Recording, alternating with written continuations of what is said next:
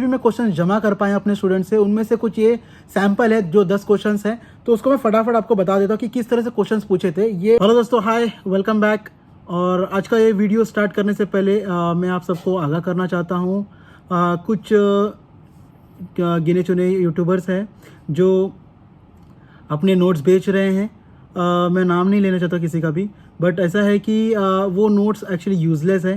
तो आप लोग सब आगाह रहें, क्योंकि वो मे भी अपने नोट्स 200, 500, 700 जितने का भी बेच रहे हैं, बट वो यूज़लेस है, क्योंकि वो पढ़ने की वजह से मेरे 2 स्टूडेंट्स फेल हो गए हैं।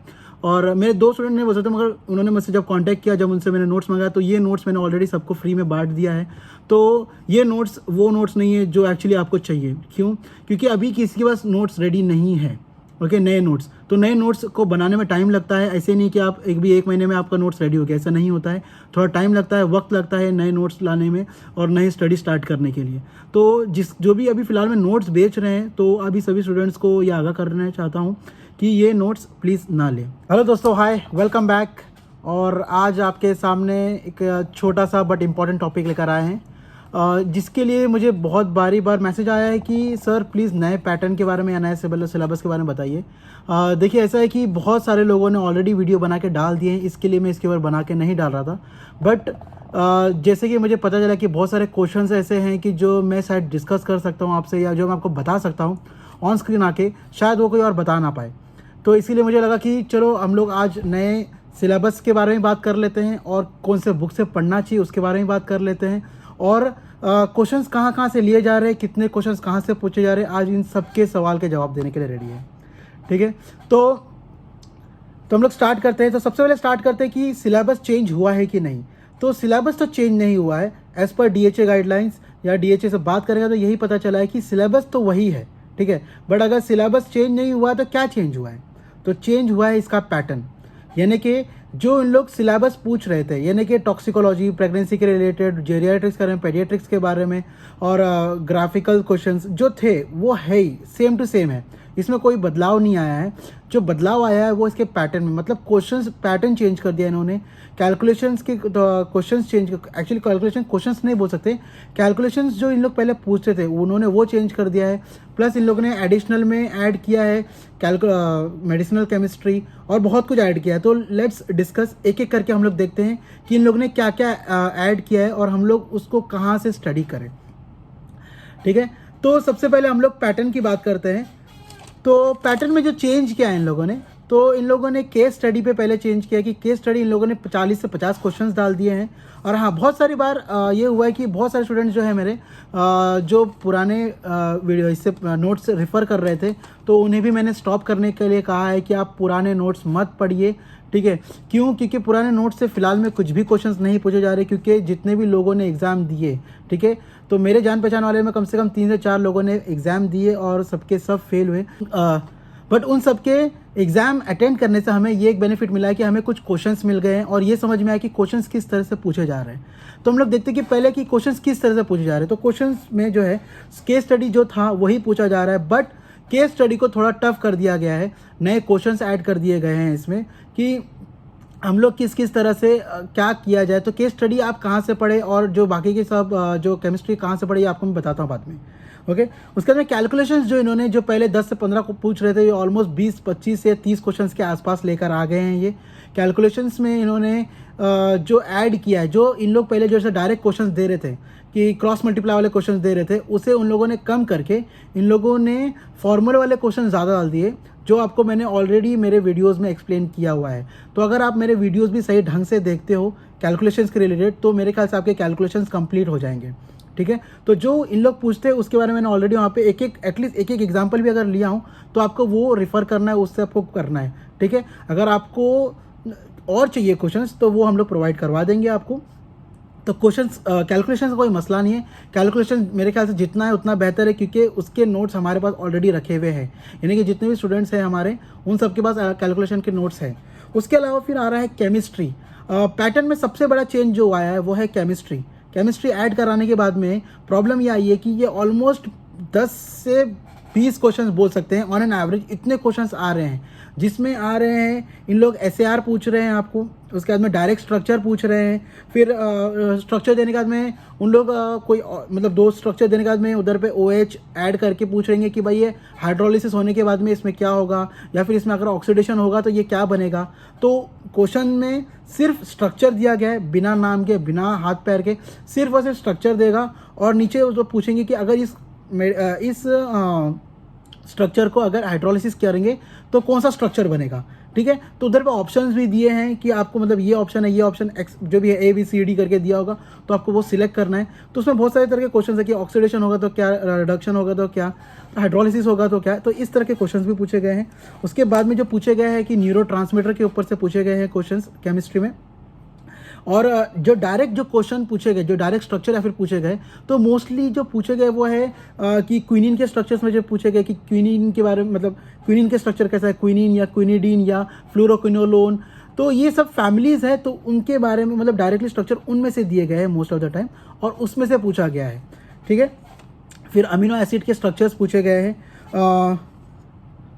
तो ये कुछ इंपॉर्टेंट क्वेश्चंस जो मुझे मिले हैं, जो मुझे समझ में आया अभी तक का जो पूछा गया है, ठीक है। उसके बाद में फिर एडमिनिस्ट्रेटिव पर्पस में कैसा, किस तरह से फार्मेसी रन करता है या हॉस्पिटल कैसे रन करता है, कॉस्ट यूटिलिटी कैसा यूज़ होता है। उसके बाद में फिर फार्मास्यूटिक्स में से भी 3-4 क्वेश्चंस पूछे गए हैं, ठीक है। और फिर जीनोमिक्स के ऊपर से क्वेश्चंस पूछे गए हैं। बहुत सारे क्वेश्चंस इन्होंने नए नए ऐड किए, जिसकी वजह से स्टूडेंट्स पास नहीं हो पा रहे हैं।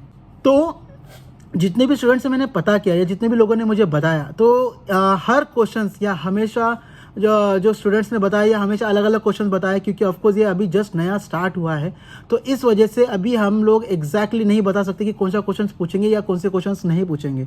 बट इसके ऊपर डिपेंड करते हुए ऑलमोस्ट 2000 to 3000 क्वेश्चन अलग से बनाए गए हैं, जिसको शायद हम लोग रिफ़र करके ये एग्ज़ाम शायद हम लोग क्रैक कर ले। बट ये एक सिर्फ एक बोल सकते हैं कि ये गैम्बल है।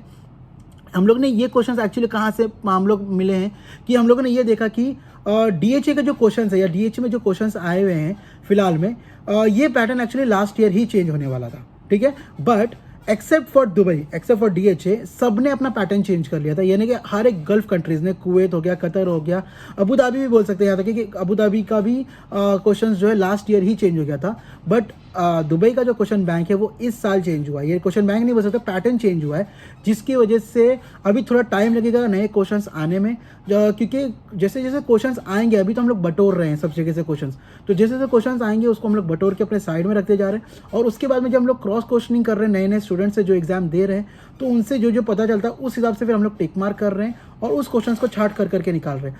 क्योंकि जितना डिले होगा आपके एग्जाम देने में, उतना ही हमें टाइम मिलता है कि नए क्वेश्चंस को जमा करने में, ठीक है। क्वेश्चन जमा करने का मतलब ये होता है कि आपको पूरी बुक रिफर करने की जरूरत नहीं है। और हाँ, बुक रिफर करना यानी कि जिसके एग्जाम के डेट आ गए ऑलमोस्ट, या फिर ले लिया उन्होंने एग्जाम का डेट और उन लोग बैक नहीं जा सकते, तो वो 2 बुक स्पेशली रिफर करें। पहली बुक तो ये है कि आप फार्माकोथेरेपी करके एक बुक है, आप उसको रिफर कर सकते हैं। और सेकेंड जो बुक है वो है रेमिंगटन। तो ये 2 बुक है, तो ये 2 बुक को अगर आप रिफर करते हो और पूरी तरह सही ढंग से अगर रिफर करते हो, तो आपको एक क्लियर समझ में आएगा। एक्चुअली समझ में तो नहीं आएगा, नहीं बोल सकते कि समझ में आएगा, बट आपके बहुत सारे डाउट्स क्लियर हो सकते हैं इससे, ठीक है। क्योंकि फार्माकोथेरेपी की जो बुक है, जो मैंने स्टार्ट किया रीड करने के लिए, तो इसमें समझ में आया कि ये ना ही सिर्फ एग्ज़ाम के लिए सही है, but also for your day to day life. अगर आप फार्मेसी में काम करने जा रहे हो या आप हॉस्पिटल फार्मेसी में काम कर रहे हो या करने जा रहे हो, तो ये बुक वहाँ पे बहुत ज़्यादा यूटिलाइज होती है, क्योंकि इसमें उस तरह से कंडीशंस दिए गए हैं, उसको किस तरह से एक्सप्लेन किया गया है, ये इसमें बहुत अच्छी तरह से दिया गया है, ठीक है दोस्तों। कुछ क्वेश्चंस जो पूछे गए हैं, मैं ये नहीं बोलूँगा कि रेगुलर बेसिस पे, पर जितने भी मैं क्वेश्चन जमा कर पाए अपने स्टूडेंट से, उनमें से कुछ ये सैम्पल है जो 10 क्वेश्चंस हैं, तो उसको मैं फटाफट आपको बता देता हूँ कि किस तरह से क्वेश्चंस पूछे थे। ये है 10th अप्रैल का क्वेश्चन है ये, ठीक है, 10 अप्रैल 2023। सो इसमें क्वेश्चंस जैसे कि कैलकुलेशन में से 2 क्वेश्चन गए हैं, फिर इसके बाद में एब्रीवेशंस पूछे गए थे, कॉस्ट यूटिलिटी एनालिसिस के 3 क्वेश्चंस पूछे गए थे, एथिक्स बेस्ड क्वेश्चंस थे 2, इन्वेंट्री कंट्रोल पे क्वेश्चंस थे, फिर क्लासिफिकेशन कुछ पूछे गए थे जिसमें से एक प्राजोसिन का है। उसके बाद में फिर इन्फ्लुएंजा के रिलेटेड क्वेश्चंस पूछा गया था, वैक्सीनेशन कार्ड के बारे में पूछा गया। वैक्सीनेशन कार्ड तो आपको पता ही होगा कि बच्चों को कौन से महीने में कितने कितने वैक्सीन लगते हैं, ठीक है, तो इसके बारे में कुछ पूछा गया था। उसके बाद में एक क्वेश्चन मैं आपको पढ़ के बताता हूँ, जिसमें लिखा कि patient with pneumonia taking IV ceftriaxone azithromycin, after 3 days patient becomes normal, what's the next step. ठीक है, ऑप्शन में था कि continue medication, change to azithromycin plus cefuroxime, no medication and azithromycin withdrawal. तो ये कुछ क्वेश्चन है, मैं अभी इसमें आपको कुछ आंसर्स या कुछ बताने रहा, बस क्वेश्चन जो पूछे वो बता रहा हूँ। इसके बाद में है कि केस फाइल पूछे गए थे हाइपरटेंशन के ऊपर, जिसमें से लैब टेस्ट रिजल्ट्स दिए गए थे, ऑलमोस्ट 15 क्वेश्चन पूछे गए थे उसके ऊपर से। मतलब ये नहीं बोल रहा कि हाइपरटेंशन सिर्फ, जिसमें हाइपरटेंशन था, हाइपरलिपिडेमिया, फिर डायबिटीज मेलाइटिस, इस तरह के क्वेश्चंस थे जिसमें जो एक्चुअली लैब टेस्ट के ऊपर क्वेश्चंस आए हुए थे। उसके बाद में फिर पूछा गया है कि treatment with the aspirin medication kept, a patient treating with the aspirin kept in the bathroom, after taking the medicines she feel pain, what type of reaction occurs, मतलब क्या रिएक्शन हुआ था, जिसमें ऑप्शन है ऑक्सीडेशन, रिडक्शन, हाइड्रोलिसिस, डिकम्पोजिशन, कि aspirin tablet में क्या हुआ था जिसकी वजह से उसका पेट दुखने लग गया। ठीक है, उसके बाद में क्वेश्चन पूछा गया था इनैंशियोमा के ऊपर से, स्ट्रक्चर रिलेटेड, जिसमें से लिवोथायरोक्सिन, सिप्रोफ्लॉक्सिन, क्विनिन, क्विनिडिन और भी बहुत सारे स्ट्रक्चर थे जिसमें वो स्टूडेंट्स को उसका नाम नहीं याद है फिलहाल में। ठीक है, उसके बाद में फिर केस फाइल पूछे गए थे जिसमें लैब टेस्ट है और 10 क्वेश्चन, फिर जीनोमिक्स क्वेश्चन पूछे गए थे। ठीक है, और फिर जो सुटिक्स का जो क्वेश्चन पूछा गया था जिसमें था कि genomics question, sorry, hard gelatin capsule contents more moisture, less stable material, bitter content, XYZ जो भी है। फिर tablet uniformity test by compression, dissolution और हार्डनेस टेस्ट, किस तरह से आप ये टेस्ट करोगे।